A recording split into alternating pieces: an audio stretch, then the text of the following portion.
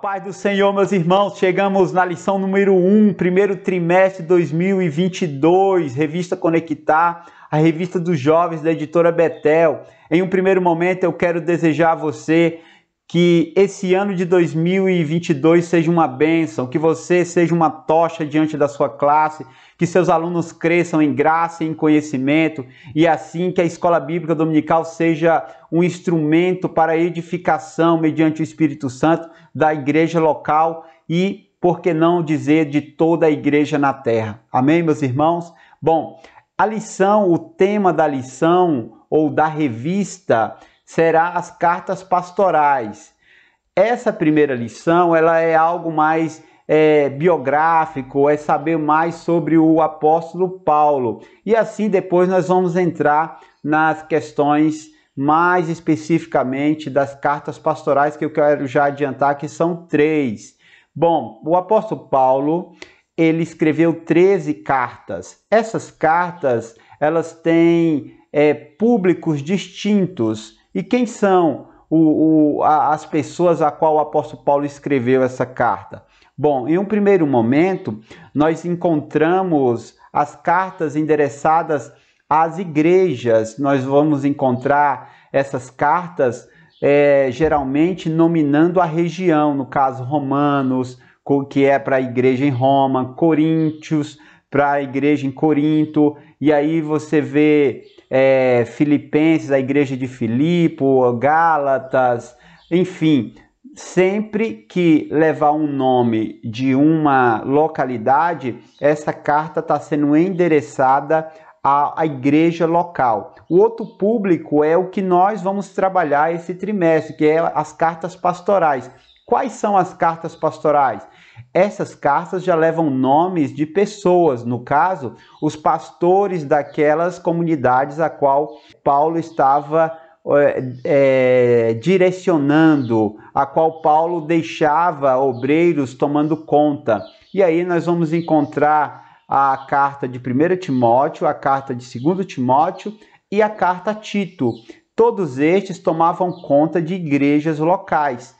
E o apóstolo Paulo está dando orientações para estes obreiros. O teor dessa carta não é direcionado para a igreja, porém, ela é direcionada a uma pessoa específica, no caso, o líder, o pastor daquela localidade. E a carta pessoal, que nós vamos ter uma, que é a carta que o apóstolo Paulo manda a Filemon. Uma carta pequenininha, mas é uma carta de cunho pessoal. Então, nós temos cartas de cunho para a igreja, do coletivo, nós temos cartas de cunho pastoral e nós temos uma carta de cunho a ser pessoal, amém? Então, basicamente é assim. A organização desses livros, dessas cartas, não estão cronologicamente. Se você pegar Romanos, não foi a primeira carta. Essas cartas estão organizadas de forma da maior para menor. Maior em quê? Em capítulos. Romanos tem mais capítulos do que 1 Coríntios, do que 2 Coríntios, e assim cada uma tem menos e segue uma sequência.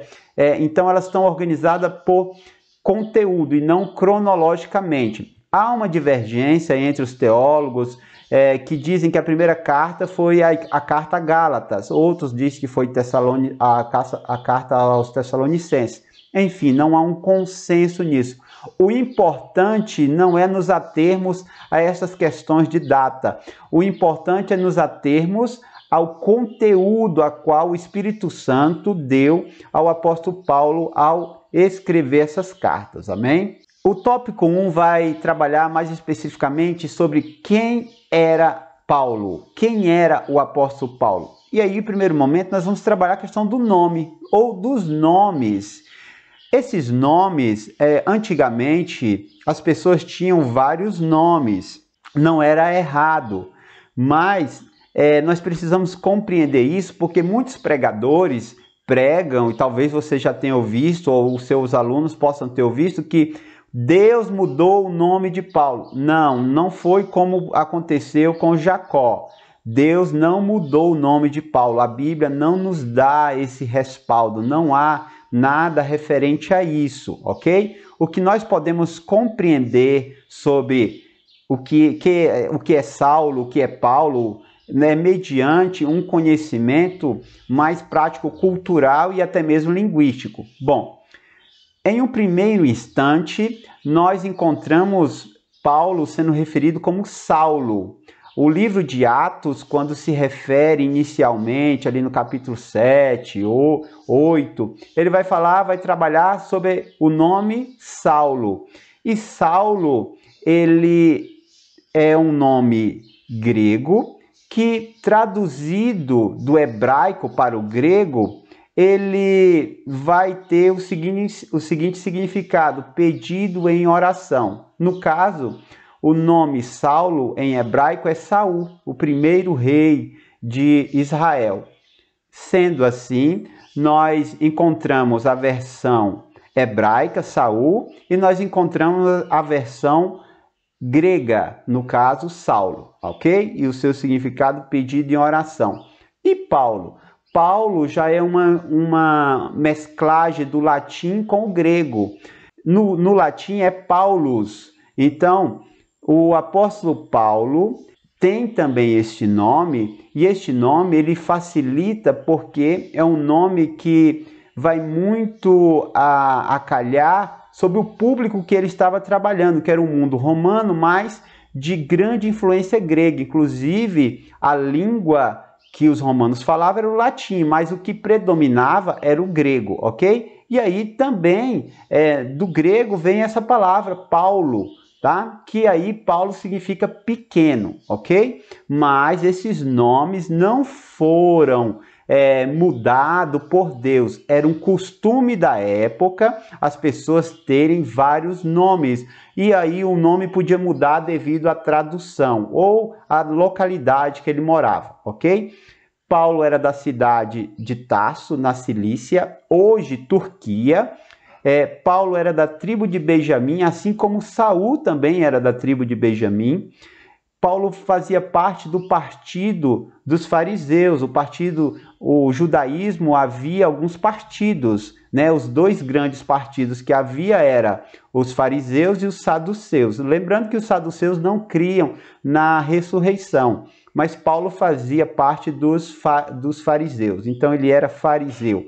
E Paulo estudou em Jerusalém, teve como mestre Gamaliel. Ou seja, ele foi formado pelo que era de melhor, pelo que tinha de melhor na época, certo? Até mesmo porque a sua família parece que tinham condições para que ele pudesse ter bons estudos, certo?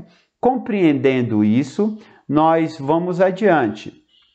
O tópico 1.1 vai dizer o seguinte: um perseguidor ferrenho. A atuação de Saulo era muito voraz. Ele tinha na sua atuação muita violência, enfatizava muito prisões e até mesmo participava de assassinatos. O apóstolo Paulo, antes da sua conversão, era um fariseu fanático, a qual buscava destruir quem? Os cristãos. Mas esse nome cristão, ele não surge nessa época. Nessa época, os discípulos eram chamados de o povo do caminho ou o povo do Nazareno, ok? Então, esse Saulo era violento, ele era sagaz e participava de assassinatos, assim como ele participou no assassinato de Estevão. E aí eu deixo essa referência porque Paulo é o responsável pela primeira grande perseguição em Jerusalém. Ele encabeçava isso. Inclusive, nessas referências, se você observar, nós vamos ver que ele era ferrenho, e ele confessa em Atos 26:9 que ele mesmo fazia isso. O seu voto era dado como importante para a morte dos cristãos, dos discípulos. Então, esse perseguidor realmente era ferrenho, e ele tratava esses cristãos como uma seita, como algo que tem que ser exterminado. Então, foi uma grande obra do nosso Deus feita na vida desse homem. Amém? O tópico 1.2 vai dizer o seguinte: a conversão de Saulo.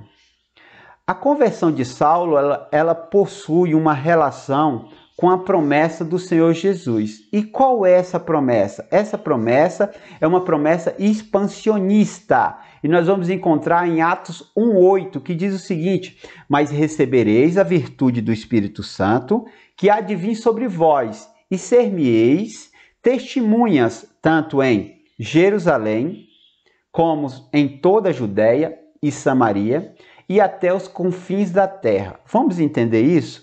Se você observar, se nós observarmos, essa promessa se deu quando a igreja em Jerusalém estava ficando quase órfã, porque o Senhor Jesus estava subindo, e aí o Senhor Jesus falou: olha, o Espírito Santo virá, e quando ele vier, aí vocês vão se mobilizar. E o que acontece? Em Jerusalém, o evangelho foi pregado pelos discípulos, pelos apóstolos.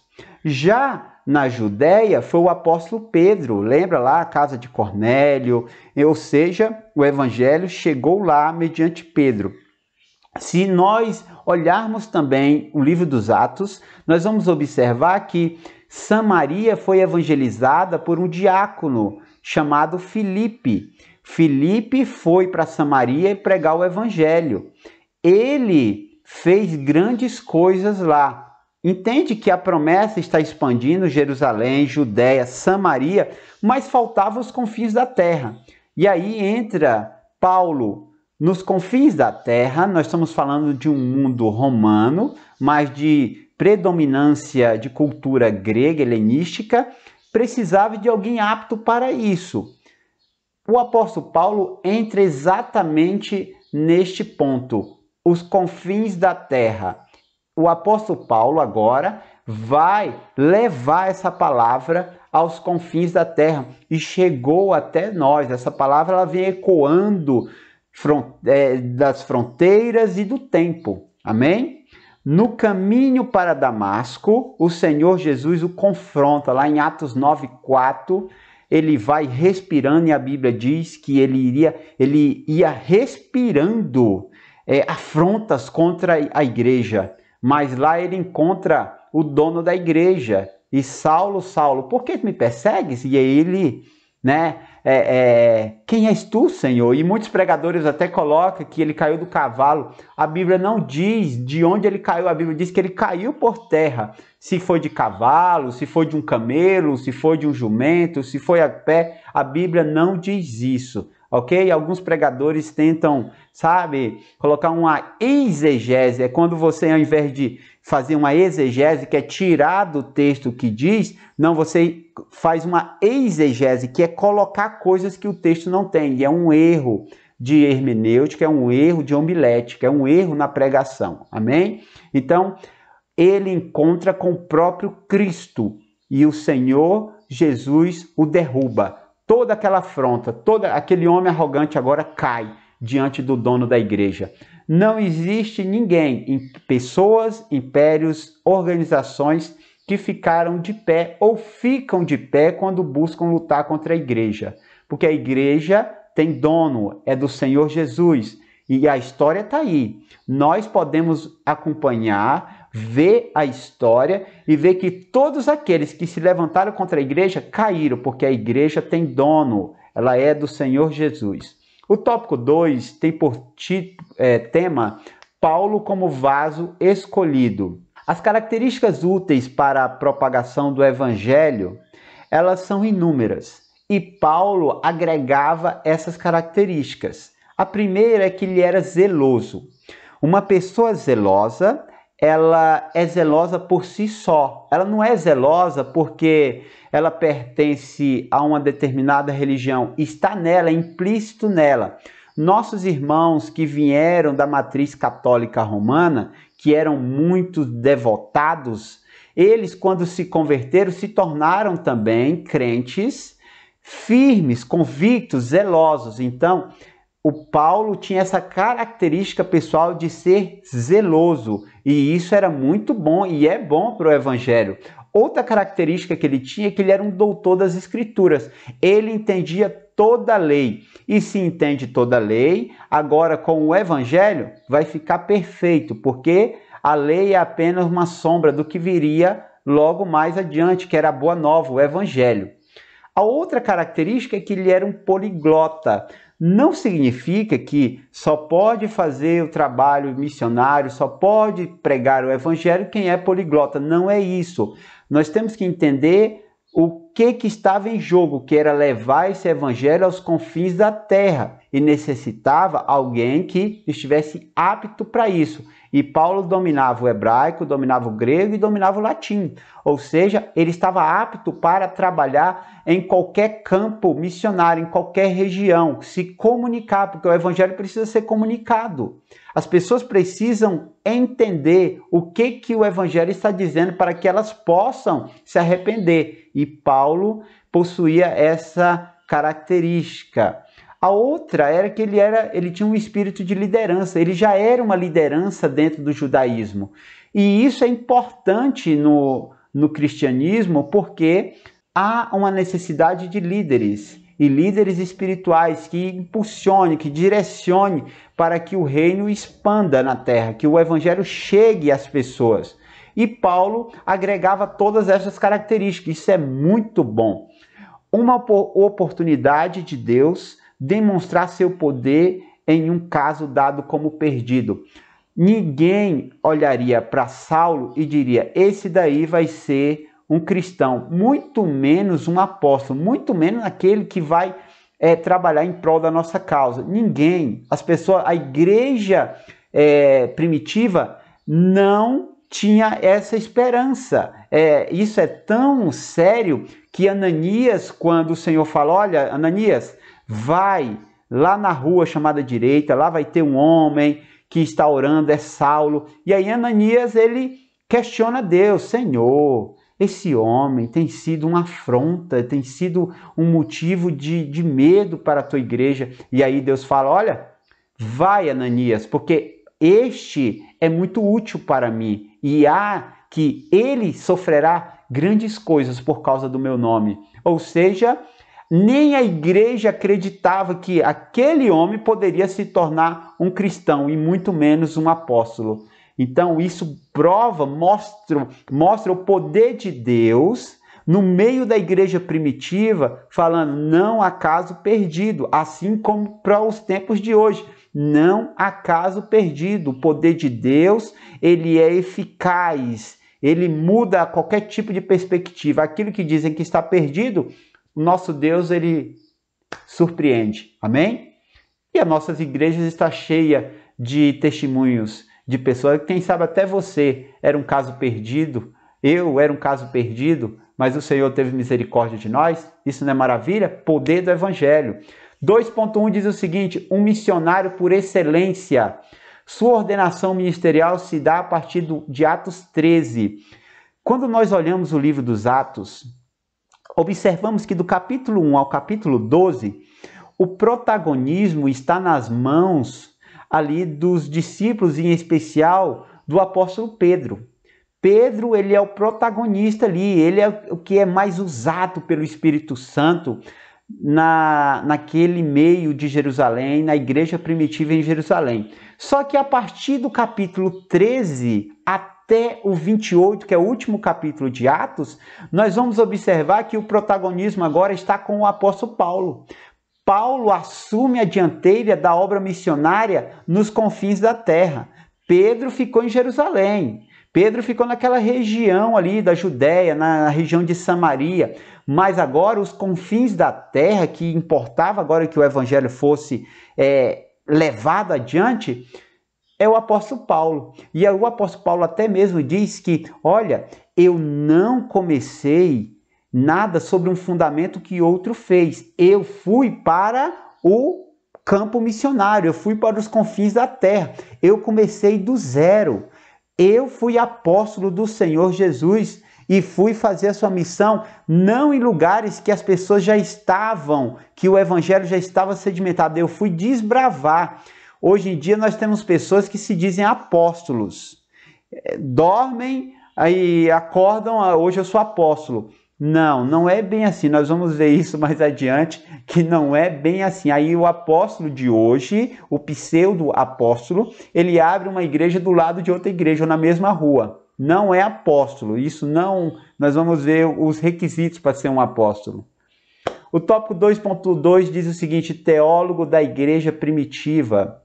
As suas cartas, as cartas paulinas, elas possuíam um teor doutrinário, ou seja, um teor de ensino. Era para ensinar tanto a igreja, como também aos líderes, aos pastores, no caso, as cartas pastorais.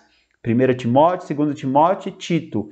São orientações, ensino para que essa igreja possa trabalhar e sobreviver no seu dia a dia. Também essa carta tinha um teor exortativo. E o exortativo é lá na etimologia da palavra, lá no original, que é um grito, sabe? É o grito do desespero. É algo que, olha, acorda. Tipo quando ele fala para os Gálatas: ó Gálatas, loucos, inconsequentes. Ou seja, isso é uma exortação. Se você colocar no português aí, vai dar levantar, animar. Sim, mas de uma forma desesperada, lá na etimologia da raiz, é um grito, sabe? Como se fosse um salva-vida na beira-mar, gritando para o banhista: olha, tubarão, tubarão, ou você está se afogando, venha. É um grito de desespero, a exortação. E o apóstolo Paulo fazia muito isso em suas cartas. Também as suas cartas tinham um teor um teor encorajador, ou seja, olha, anima-te. A carta, por exemplo, dos Filipenses, essa carta é maravilhosa, a carta da alegria. Olha, anima-te, alegra. Eu digo outra vez, alegrai-vos no Senhor. E era uma carta que ele estava preso, ele escreveu preso. Alegrai-vos no Senhor. Digo outra vez, alegrai-vos. Isso é maravilhoso, é um teor de encorajamento para a igreja.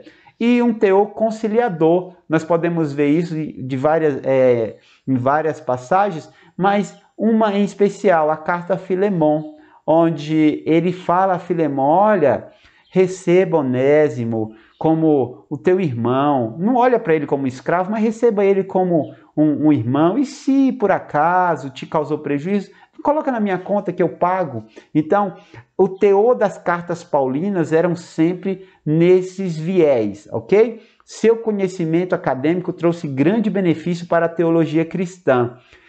O conhecimento do apóstolo Paulo da lei, da história de Israel, de toda a teologia judaica, ela foi maravilhosa, porque exatamente mediante todo o conhecimento que ele tinha, ele conseguiu trazer uma teologia para a igreja primitiva e chegou até nós, coesa, que ela interliga com a história e com a lei, com a Torá, com as escrituras do Antigo Testamento. Então ele faz essa conexão, que aquilo era uma sombra, que tudo isso é uma coisa só, que fazem parte de um projeto, de um plano de Deus.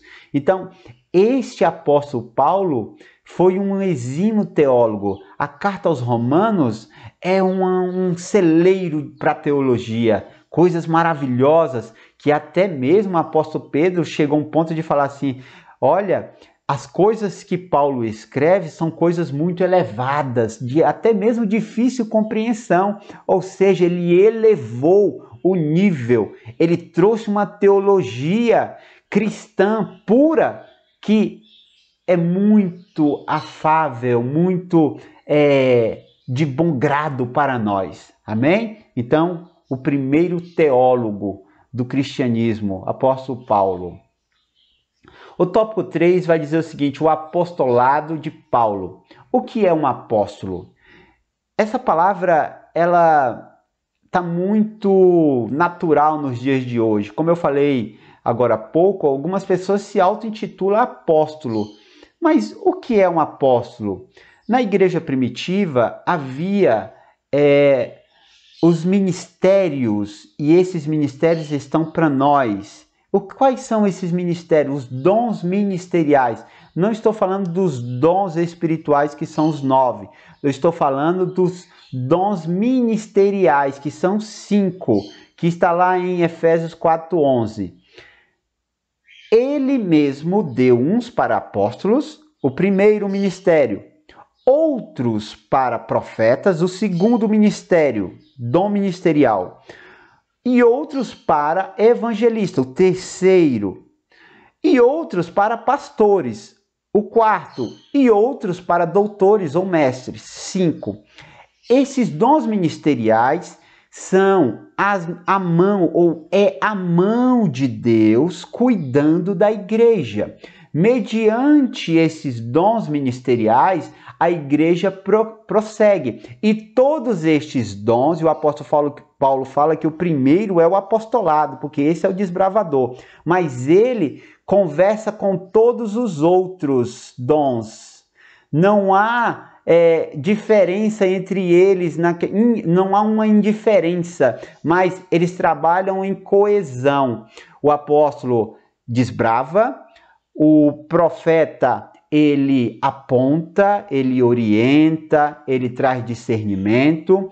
O evangelista, ele é o pregador, aquele que vai encher os bancos da igreja, ele que vai levar o evangelho e os crentes vão chegar, os pecadores vão chegar até aquela igreja, eles vão se converter.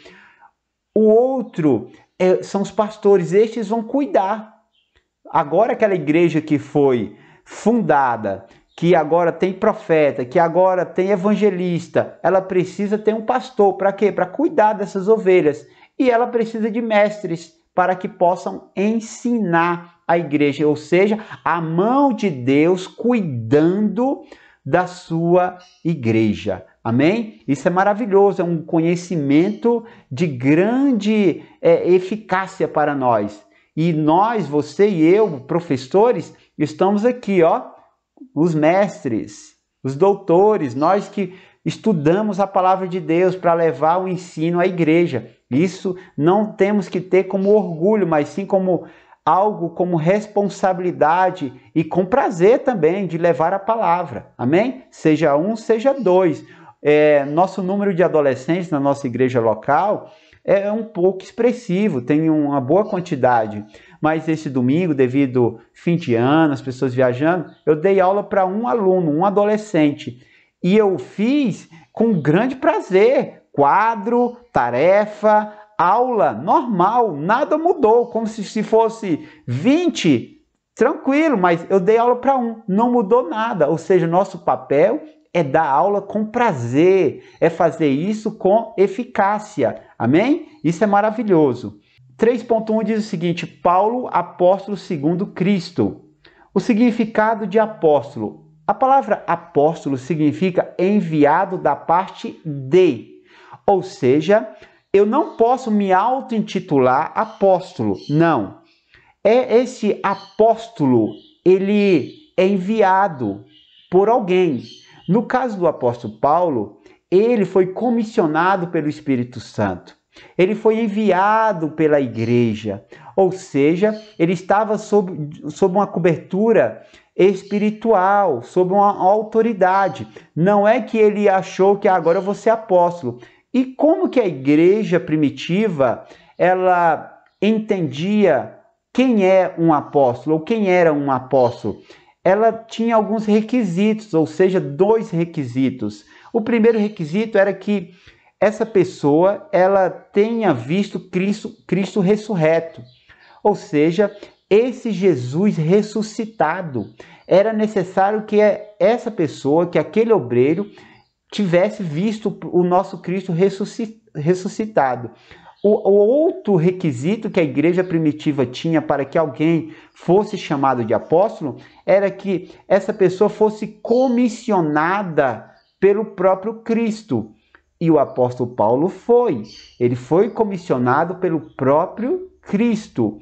A igreja apenas validou aquilo que já estava comissionado, ordenado. Amém? Então, não existe uma questão de eu acho que eu sou apóstolo e agora pode me chamar de apóstolo. Não. Eu tenho que ser enviado da parte de alguém. E esse alguém, o Espírito Santo, comissiona e depois quem? A igreja valida. Amém? Então isso é muito sério, isso está muito banalizado nos dias de hoje. Nós assembleianos podemos, e esses irmãos não evocaram. Gunnar Wigner e Daniel Berg são apóstolos, eles foram desbravadores, mas nem por isso eles evocaram para si esse título. Não, foram homens humildes que se chamaram pastores, mas poderiam muito bem se chamarem apóstolos, porque foram desbravadores. E hoje a Assembleia de Deus está nesse país porque esses homens desbravaram. O Espírito Santo usou eles e outras denominações que saíram do nosso meio também. Amém? O tópico 3.2 vai dizer o seguinte: um mártir do Evangelho. Seu chamado veio acompanhado da previsão de uma vida repleta de tribulações por causa do Evangelho. A partir do momento que o Senhor chama e ele estabelece aquela conversa com Ananias, que o apóstolo Paulo seria algo útil, um vaso útil para o Evangelho nas mãos do Senhor Jesus, ao mesmo tempo o Senhor Jesus está falando assim: olha, ele vai sofrer muito por causa do meu nome. Ou seja, no mesmo momento que ele foi comissionado, o Senhor já estava prevendo que ele sofreria por causa do Evangelho. E não é porque Deus queria, olha, eu vou castigá-lo pelo que ele fez com a igreja. Não é nada disso, não é uma vingança. É simplesmente pelo o local que ele foi atuar. Ele foi para o fronte, ele foi para a parte mais pesada do combate. Ele tomou a dianteira. E por estar na dianteira, por estar onde o fogo mais inflamava, ele sofreu mais. Amém? Então, essa previsão que ele sofreria não é por uma questão de vingança ou castigo, mas sim porque a posição que ele ocupou, que era estar no fronte, onde o fogo mais inflamava. Amém? E aí ele sofreu, esse apóstolo Paulo, ele sofreu perseguições. As perseguições que o apóstolo Paulo sofreu foi tanto dentro da igreja como de fora do judaísmo, também dos romanos. Ou seja, ele sofreu grandes perseguições, tanto dentro como fora da igreja. Ele sofreu naufrágios, ele sofreu prisões, açoites, ele sofreu o abandono da igreja, a igreja não enviava recurso para ele, para se alimentar, para se vestir, para continuar operando no reino. Até mesmo teve um ponto que ele falou assim: não, eu estou fazendo barraca, porque a igreja, ele começou a trabalhar, usar o seu ofício de fazer barracas, porque a igreja não estava cuidando dele, as igrejas não estavam cuidando. E morte, ele sofre a morte, a Bíblia não diz quando ele sofreu essa morte, mas a tradição diz que, ou seja, a história diz que ele tombou no ano 65 depois de Cristo. E eu estou usando o termo tombou. Por que tombar? Este é o termo que se coloca numa menção honrosa a um combatente, a um militar que morre em combate. E o apóstolo Paulo, ele tombou no ano 65 em combate. Isso significa que morreu com glória, morreu com honra. E aí ele faz essa declaração. Não morreu com medo, não foi choramingando, não. 2 Timóteo 4, versos 6 ao 8. Diz o seguinte: porque eu já estou sendo oferecido por aspersão de sacrifício. Tranquilidade. E o tempo da minha partida está próximo. Convicção. Ele sabia que ia acontecer. Combati o bom combate. Acabei a carreira. Guardei a fé. Isso é muito forte. Porque é alguém que está convicto do seu trabalho, que fez um bom trabalho.